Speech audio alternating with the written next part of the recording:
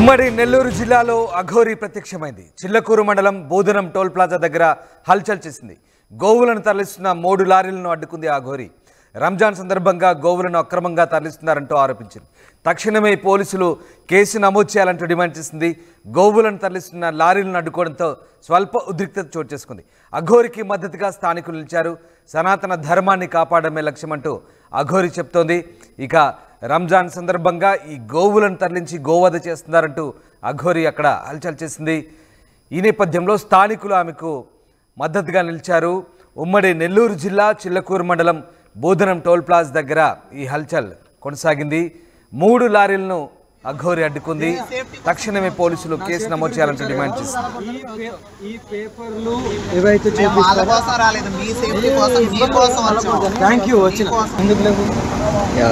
సనాతన ధర్మం గురించి ఇంకెందుకు ఇంకా పోరాటాలు అంది మా గుళ్ళల్లో ఎందుకు వెళ్ళాలి మనం?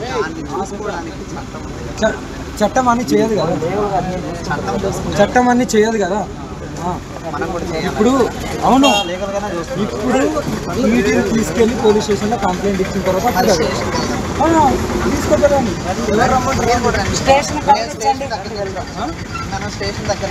మీరెందుకు వచ్చారు? మేము లోకల్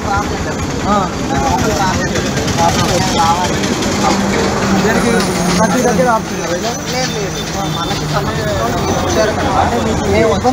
మనకి ఇబ్బంది కలగకూడదు.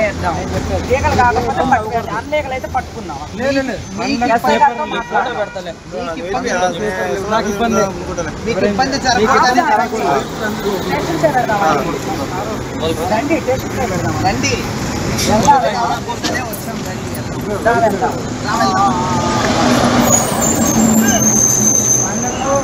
అది ఏదైతుందో ఆడికి పేపర్ చూపించండి, కేసు పెట్టేసండి, వెళ్ళిపోండి.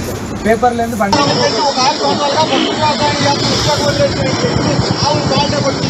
నువ్వు బీటెక్ చదివితే ఏ చదివితే దానికి ఒక పేపర్ ఉంటుంది. ప్రతి ఆవుకు ప్రతి ఎందుకు ఆ పేపర్ చూపించి వెళ్ళిపోవడానికి నువ్వు బీటెక్ చదివితే ఎమ్మెల్యే ఉంటుంది. మాకు ఫోటోలు పెట్టమంటే పెడతాం.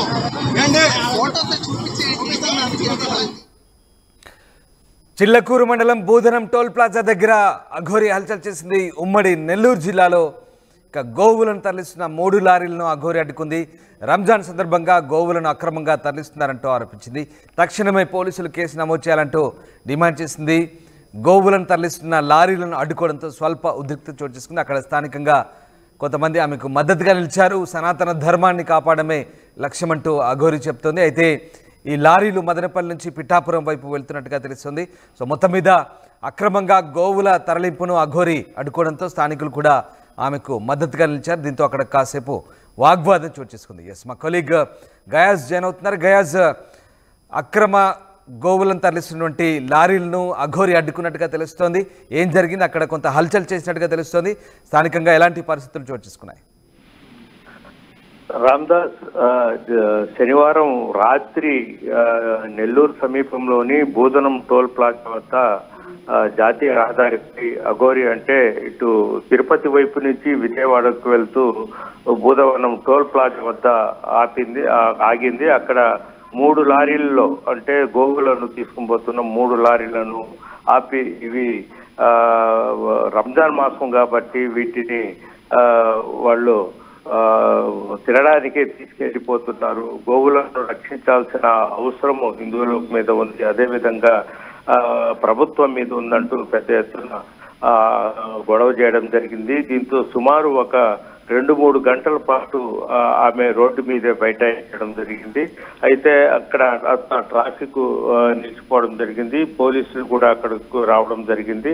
వాస్తవంగా చూసుకుంటే ఇటు విజయవాడ వైపు నుంచి గుంటూరు, ప్రకాశము ఈ జిల్లాల నుంచి ఇటు చెన్నైకి ఈ కోతకు వెళ్తా ఉంటాయి. అయితే వాళ్ళు మాత్రం రైతులకు సంబంధించిన ఆవులు అవి పిఠాపురానికి మార్కెట్ కి తీసుకుని వెళ్తున్నాం అమ్మడానికి. ఇవి రైతులకు సంబంధించి అని చెప్పినప్పటికీ ఆమె వినలేదు. ఇది మీరు జంపి తినడానికి, ఇది రంజాన్ మాసము, ఇది అమ్మడానికి ఇచ్చేస్తున్నారు, ఇది కరెక్ట్ కాదు, హిందువులంతా ఏకం కావాలి, సనాతన ధర్మాన్ని కాపాడాలంటూ పెద్ద ఎత్తున ఆందోళన చేయడం జరిగింది.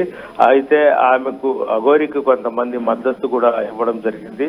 అయితే పోలీసులు మాత్రము మౌనంగా ఉండడంతో అయితే పోలీసులను చూసి పోలీసులు ఎందుకు మౌనంగా ఉంటున్నారు, వీళ్ళ మీద చర్య తీసుకోండి, కనీసం వాళ్ళ దగ్గర కాగితాలు సర్టిఫికేట్ ఇచ్చేయండి, అవి నిజంగా కోతకు వెళ్తున్నాయా లేదంటే రైతులకు సంబంధించి అని పెద్ద ఎత్తున గొడవలు చేయడం జరిగింది. తర్వాత ఇక్కడ మొత్తం కొద్దిసేపు తర్వాత పోలీసు అధికారులు కూడా వచ్చి ఆమె చెప్పి తర్వాత ఇవి రైతులకు సంబంధించి దీన్ని అదేవిధంగా కోతకైతే తాము నిలిపివేస్తాము, ఇది రైతులకు సంబంధించిన తర్వాత అక్కడి నుంచి వెళ్ళిపోయింది రామదాస్.